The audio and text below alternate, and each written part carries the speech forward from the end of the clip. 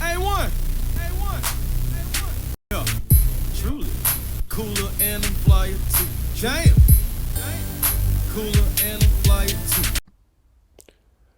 What's good, everybody? Welcome back to the show that's cooler and flyer too. A1 Forever Sports. I am Chris Tip Moore, podcast version of A1 Forever Sports, right here to recap an analysis of the Atlanta Hawks and the Brooklyn Nets. The Brooklyn Nets came in tonight as the hottest team in the league, to be honest with you. The Hawks coming into the game were without three starters, Trae Young, Clint Capella, and DeAndre Hunter, to be exact. And they had to go up against this powerhouse, shorthanded. The Hawks actually started the game off good. They had good energy, making the Nets turn the ball over and being aggressive. John Collins, man, JC, past two games, he had been very, very productive. And he started the game strong with 7 points, 7 quick points to be exact, too. Aaron Holiday and AJ Griffin, they aided in the assault. Both having about 7 and 5 points respectfully. Unfortunately, John Collins did pick up 2 quick fouls, and the refs was really on the net side as far as fouls called, but we'll get to that. The second one was a complete BS call, and that's probably why the guy missed both free throws, because word to Rasheed Wallace, the ball don't lie.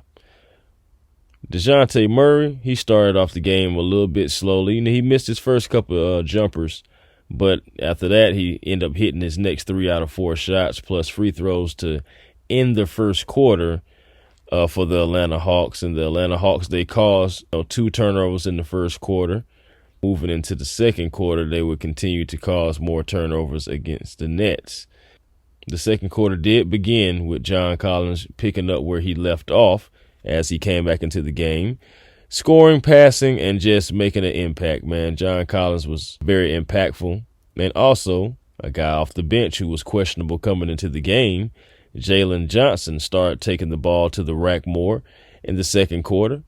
Jalen, he really seemed like, he was finding his rhythm and everything after previously being in the doghouse when it comes to minutes.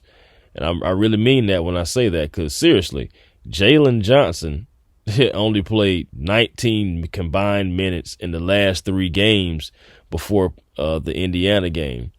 So, Jalen, the past 2 games, he was playing, significant minutes. Hashtag keep feeding JC and Jalen Johnson should have been the theme for the second quarter. I love seeing the Hawks bigs just getting touches and being aggressive in the paint. This includes On Your Head Okongwu. Yes, that is my name for him. That's his first name, no longer being known as a Yucca. On Your Head continued along with Bogi joining the party, hitting back-to-back threes, and one of them actually being in the face of Kevin Durant.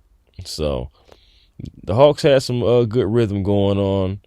The Hawks defense in the first half was absolutely stellar, if you ask me, considering the fact that they were having to go up against KD, Kyrie, and the Minions. Excellent play in the first half. Once again, like I said, I will give the credit where it was due there. They went into the halftime with a 7-point lead against the Nets. Hawks caused, I believe, about 6 turnovers in the first half against the Nets. 15 assists, 36 points in the paint, held Brooklyn to only 25 points to end the first half. P.S. only 1 turnover for the Hawks in 24 minutes. So, great first half. But of course, the Hawks have had ups and downs in the second half. So that's where you actually hold your breath, especially me being an Atlanta fan as well. Third quarter began. Nick Claxton, he started making dunks, layups, getting to the line. Like, once again, I said the refs were pretty much on the net side when it came to calling fouls. Hawks really didn't get a lot of fouls called like that until roughly the end of the third quarter, maybe. Like fourth quarter, maybe they started getting to the line a little bit more. But overall, the Nets definitely got the calls in their favor. The Hawks, they did become a little stagnant as far as offense in the third quarter as well. And unfortunately, that 7-point lead had dropped to 1 right before the timeout was called by Coach Nate. We'll talk about timeouts in a second as well. Murray, he had a few more struggles from mid-range. I feel like finding his shot mid-range, but he had timely defensive plays, timely scores, playmaking, and the man did have 17, 7, and 7 by the end of the third quarter. But I say also in this game, the Hawks, they missed a few free throws in the third quarter, and they seemed that their lead diminished completely and were down by 3 by the end of the third quarter. The Hawks were outscored 17-27 to end the third quarter. Free throw shooting and three-point shooting. The Hawks end up being 0 for 8 in the three-point range, coming into the closing minutes of the fourth quarter. So it was a lot of things that was working for them in the first half kind of disappeared because three-point shooting was one thing that was showing up for the Hawks. But I don't want to get too far off of schedule here. So the fourth quarter seen KD on the bench, but Kyrie Irving started putting on the show. He nailed back-to-back threes, causing another timeout from Coach Nate McMillan, and also an 8-point deficit the Hawks needed to climb out of. So who did they call? They called on Dejounte Murray, and he channeled his inner playmaker, helping bring the Hawks back. On your head, Okongwu had a great game on the boards and in the paint. The missed free throws, and like I said again, missed threes, man, in the second half just hurt Atlanta greatly. However, still, the Hawks battled back. They battled back, JC making a bank shot with 1 minute and 20 seconds left to go.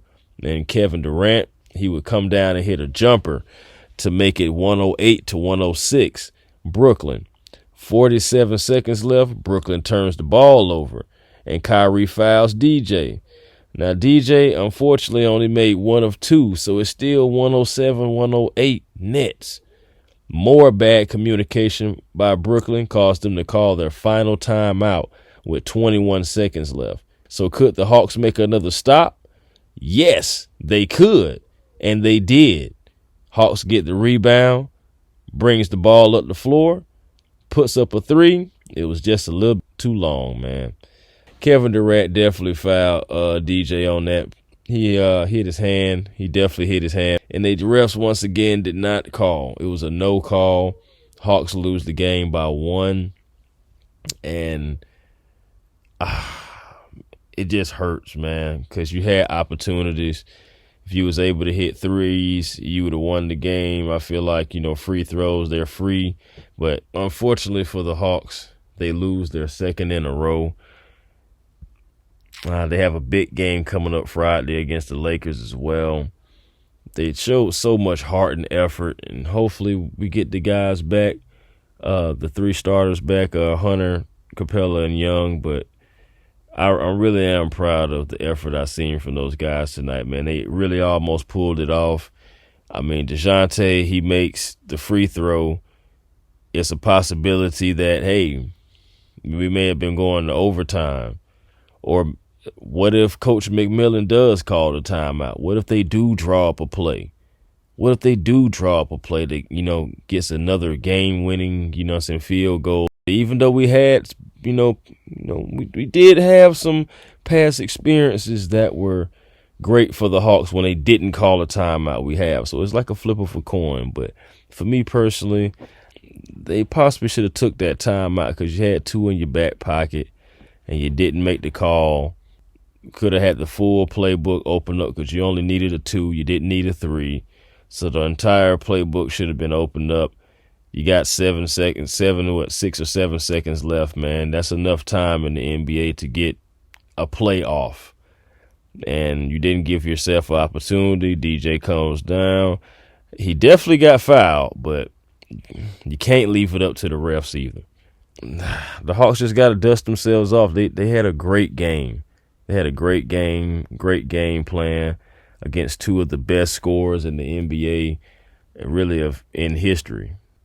On to the next game. We move true to Atlanta, still win, lose, or draw. And I'll be back with another episode segment of A1 Forever Sports. Y'all just stick tuned. Be generational because it's always time to be. Why settle for less when you can have more with the vision? I said podcast version. Got to keep these going as well. Different content, different type of content. Just trying to stay versatile and, show you guys what I can do.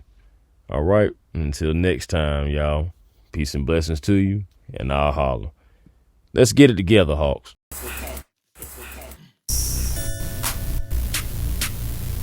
A1. Yeah, truly. Cooler and I'm flyer too. Jam.